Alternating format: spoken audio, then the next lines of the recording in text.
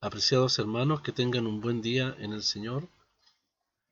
Estamos agradecidos a Dios de continuar con el estudio de la primera carta a los Corintios. En esta oportunidad, el capítulo 1, verso 2. Dice la carta a la iglesia de Dios que está en Corinto, a los santificados en Cristo Jesús, llamados a ser santos, con todos los que en cualquier lugar invocan el nombre de nuestro Señor Jesucristo, Señor de ellos y nuestro. Al comenzar el estudio de este texto, quisiera proponer un bosquejo de algunas de las expresiones destacadas que encontramos en este verso. En primer lugar, Iglesia de Dios. Ahí tenemos posesión. Pablo estableció la iglesia local en Corinto, pero no era dueño de ella. Esto nos habla de posesión de parte de Dios y también del origen divino de la asamblea en Corinto. Santificados. Ahí encontramos la posición de los creyentes. Es lo que Dios hizo por ellos, no es sobrehumana. Cada creyente es un santo desde el momento de su conversión. Llamados a ser santos. En esta expresión tenemos la práctica. El cristiano debe vivir de una manera santa toda la vida, aun cuando somos santos por llamamiento divino. Todos los que invocan. En esta expresión tenemos el privilegio, porque donde hay 2 o 3 que han sido congregados a su nombre y le invocan, Él está en medio de ellos. Luego dice el texto, Señor de ellos y nuestro. Ahí tenemos, hermanos, la pertenencia. Los corintios y todos los creyentes deben reconocer los derechos del Señor sobre nuestras vidas y especialmente sobre la asamblea. Ahora quisiera que observásemos la expresión a la iglesia y la expresión los santificados. Hay una semejanza. Vemos una similitud entre ambas expresiones. La iglesia o asamblea describe a las personas llamadas fuera del mundo para un propósito especial.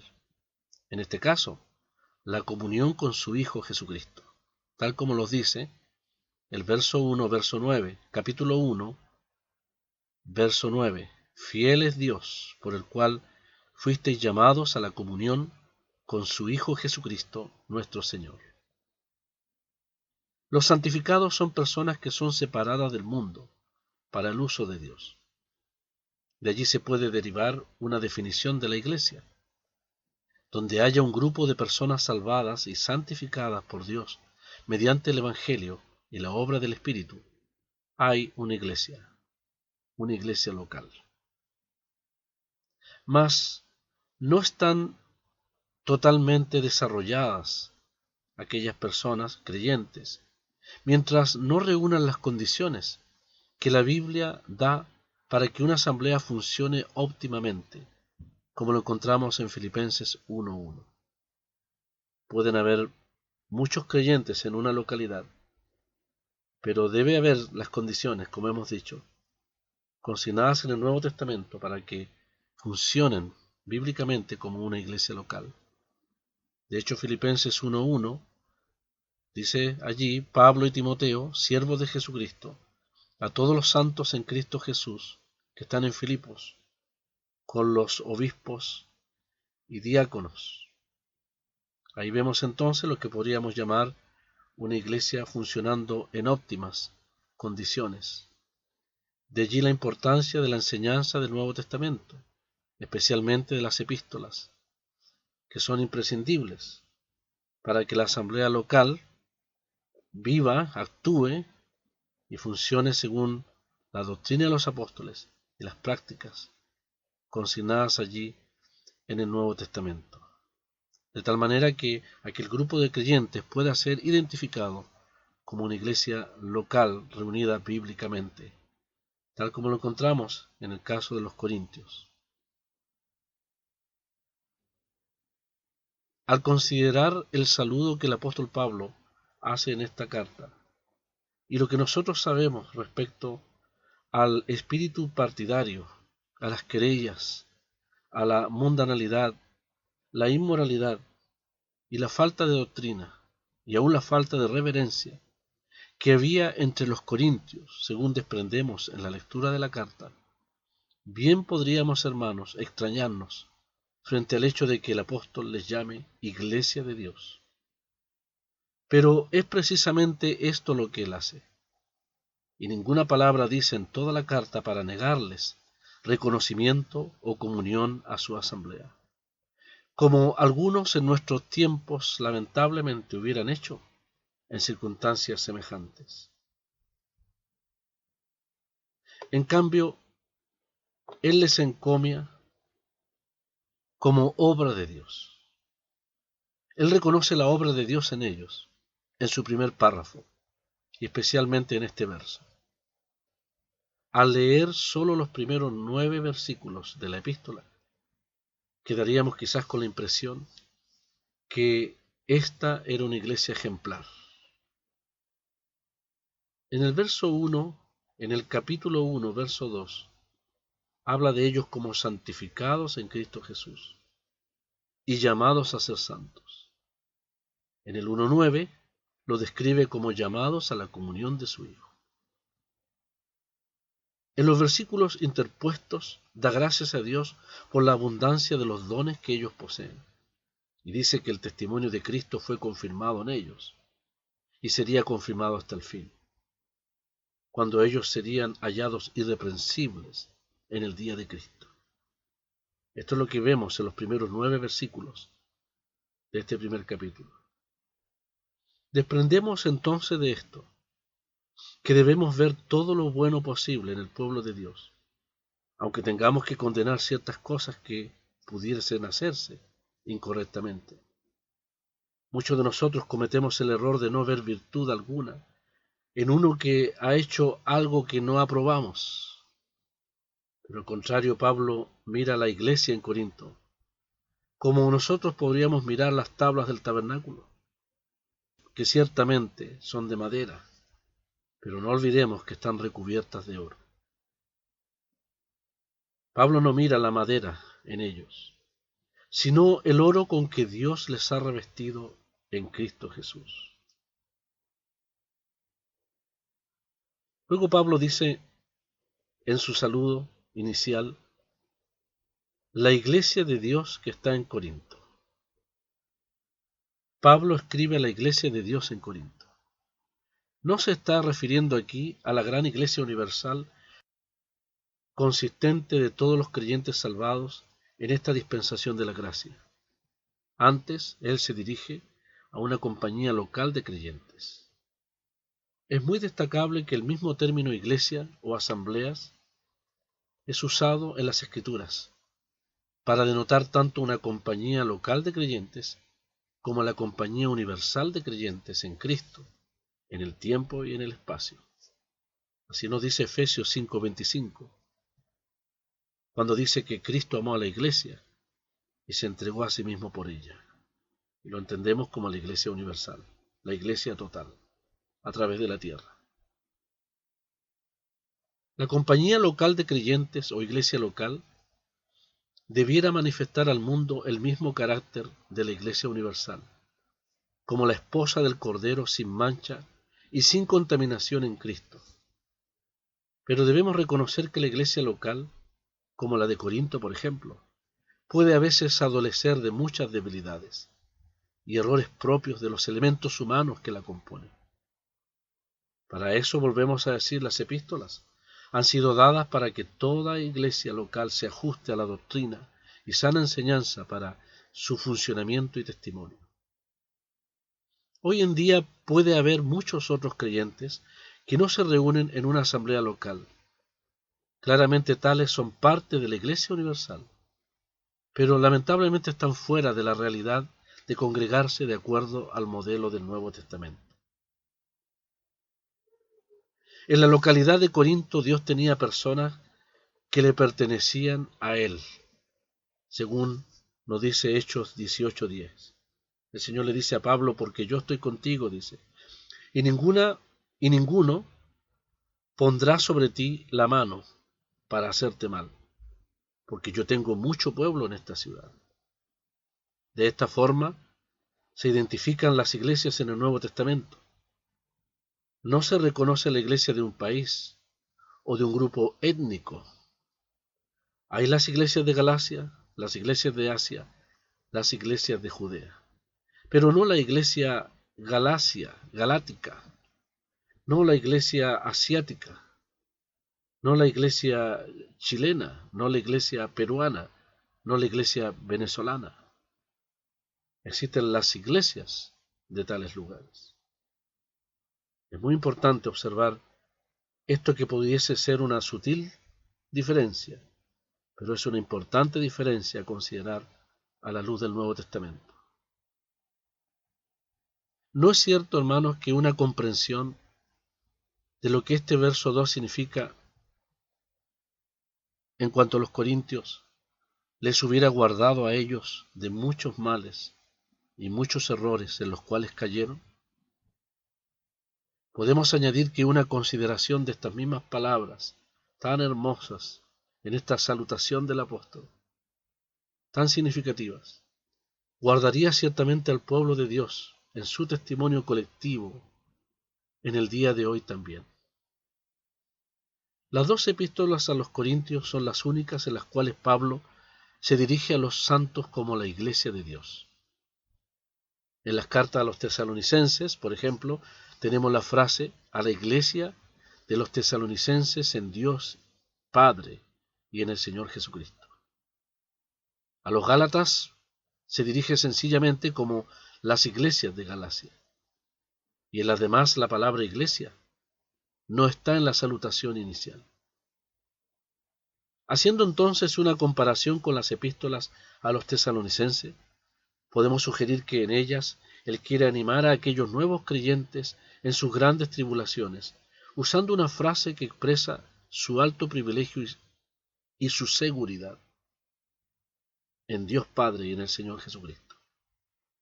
En cambio, él desea impresionar a los corintios de una vez con la responsabilidad solemne que ellos tienen como miembros de la iglesia de Dios que está en Corinto, como santificados en Cristo Jesús. Por cierto, esta cuestión de la responsabilidad parece estar por detrás de la expresión iglesia de Dios, donde quiera que se le encuentre. Por lo regular, tiene referencia, como aquí, a la responsabilidad de los que componen esa iglesia, pero a veces en ella indica la solemne responsabilidad también de aquellos que son enemigos, aquellos que se levantan en contra de la iglesia, tal como el apóstol nos enseña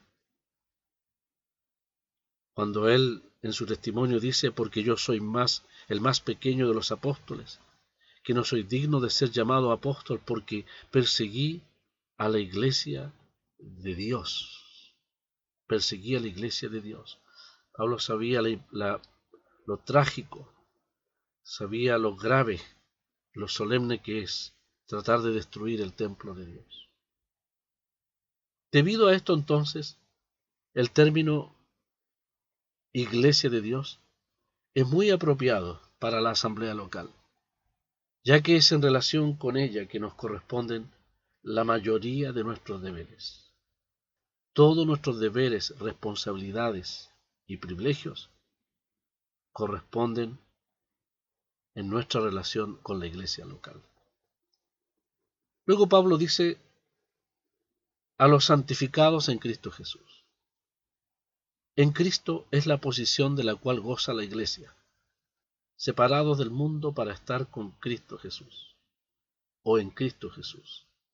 Esta posición la tenemos por participar con Él en su vida de resurrección. Romanos 6:5 dice, porque fuimos plantados juntamente con Él en la semejanza de su muerte, así también lo seremos en la de su resurrección. Es interesante que el Trino Dios está presente en la santificación. Somos santificados por el Padre, que es la fuente de la santificación, tal como el Señor oraba en su oración sumo sacerdotal en Juan 17. Santifícalos en tu verdad, tu palabra es verdad. Pero también somos santificados a través de Jesucristo, que es la base de nuestra santificación. Hablando de la iglesia, dice el apóstol en Efesios, para santificarla, dice, habiéndola purificado en el lavamiento del agua por la palabra. Y también somos santificados por el Espíritu Santo, quien es el medio de nuestra santificación. Y esto eres algunos, dice Pablo en esta misma carta, en el capítulo 6. Mas ya habéis sido lavados, habéis sido santificados, habéis sido justificados, en el nombre de nuestro Señor, en el nombre del Señor Jesús, y por el Espíritu de nuestro Dios. Dice la expresión, santificados en Cristo Jesús. Este título nos recuerda su humillación. Jesús nos recuerda su humillación, su nombre, el Hijo del Hombre.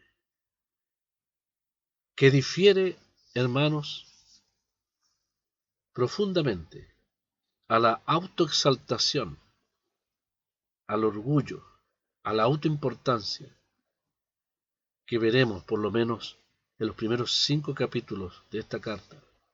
Autoexaltación, autoimportancia que vanamente se atribuían a algunos de los corintios. Pablo entonces les recuerda a Cristo Jesús, quien siendo el Hijo de Dios, la persona de Jesús, se humilló, como dice la palabra en Filipenses, tomando forma de siervo, se humilló hasta la muerte y muerte de cruz. Luego el apóstol Pablo dice, llamados a ser santos. Esta expresión, llamados a ser santos, se puede traducir santos por llamamiento. Es un llamado divino, como lo hemos dicho. Se está refiriendo a esa posición en Cristo Jesús que hemos obtenido por el sacrificio del Señor.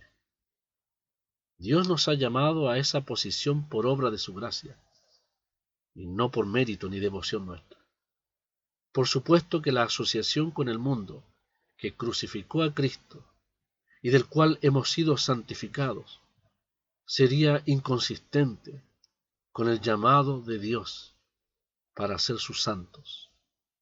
Hebreos 3 nos dice, hermanos santos, participante del llamamiento celestial.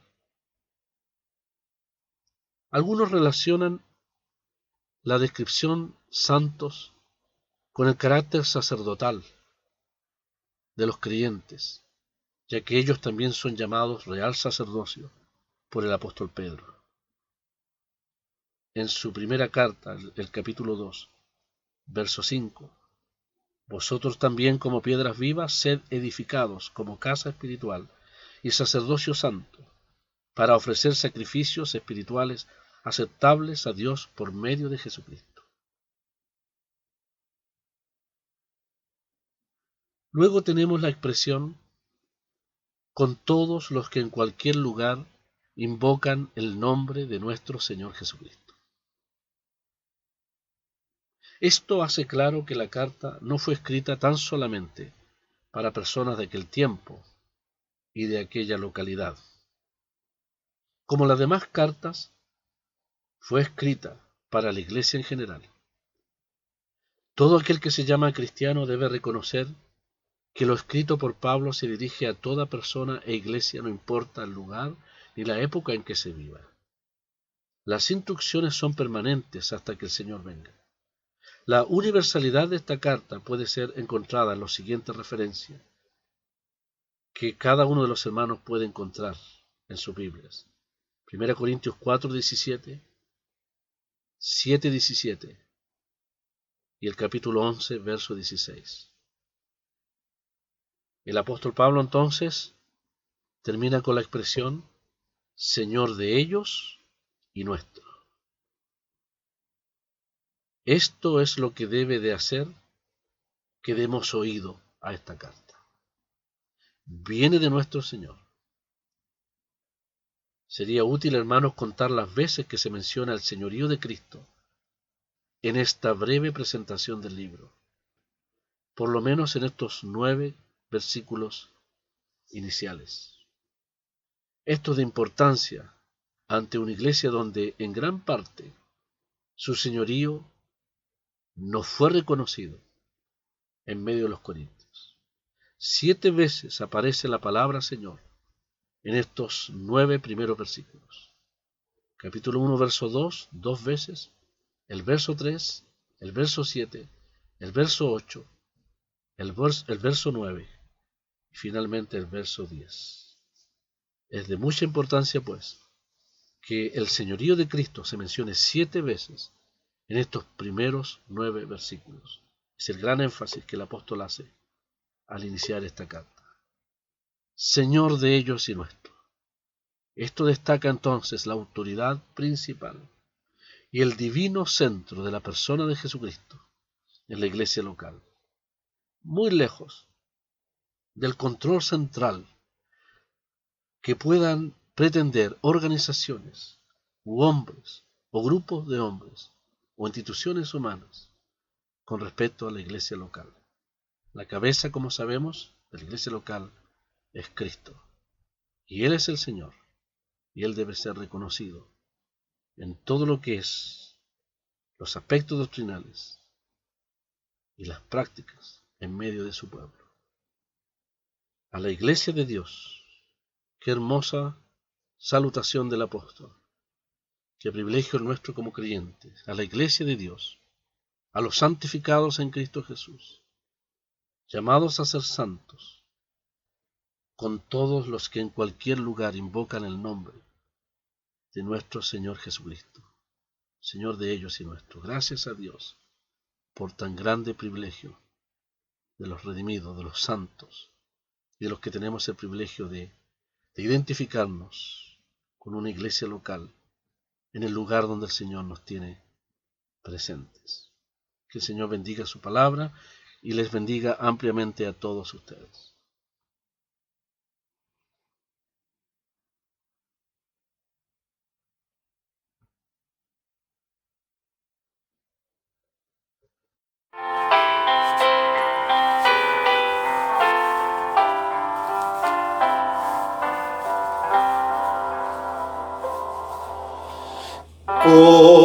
Consagrarme todo entero, alma, vida y corazón, es el íntimo deseo que hoy me anima, buen Señor.